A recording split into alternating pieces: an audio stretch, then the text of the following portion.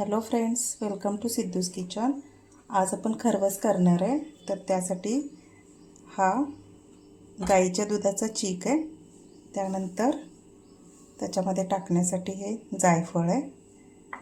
त्यानंतर हा गूळ आहे आणि ह्याच्यामध्ये थोडं आपलं साधं दूध मिक्स करायचं आहे। तर आता इथं मी कुकरचा डब्बा घेतला आहे। तर त्यामध्ये हे दूध टाकूया।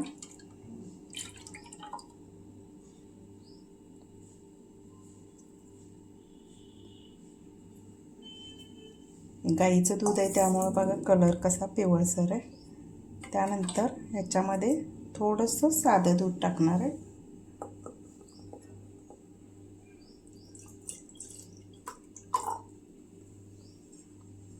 तर गाईचं दूध पातळ असते त्यामुळे हे दूध आपलं जास्त नाही टाकायचं आहे। तर इथं मी हे 1 पाऊण कप साधं दूध टाकलं आहे। आता ह्याच्यामध्ये हा गूळ टाकायचा आहे। गूळ मी खिसून घेतला आहे आणि थोडंसं हे वेलची पावडर, हे जायफळ पावडर।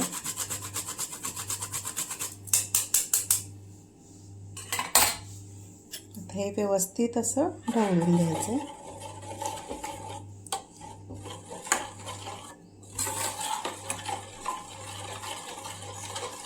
गूळ खिसून घेतल्यामुळं लगेच वेगळं लागेल आणि हे एकजीव झालं पाहिजे या दुधामध्ये।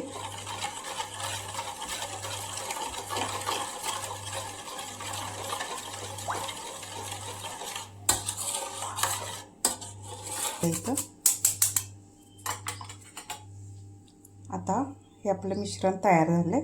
आता हे मी कुकरमध्ये पाणी ठेवलं आहे। कुकरमध्ये हा डब्बा ठेवून देते।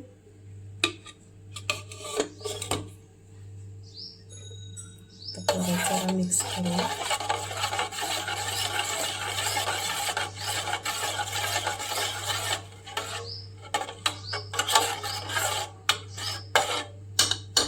तर कुकरमध्ये खाली मी पाणी टाकलेलं आहे। आता कुकर बंद करून घेऊया। आता इथं मी हे कुकरवर आपली साधी प्लेट झाकून ठेवली। आता एक 10 ते 15 मिनिटांनी आपण चेक करूया।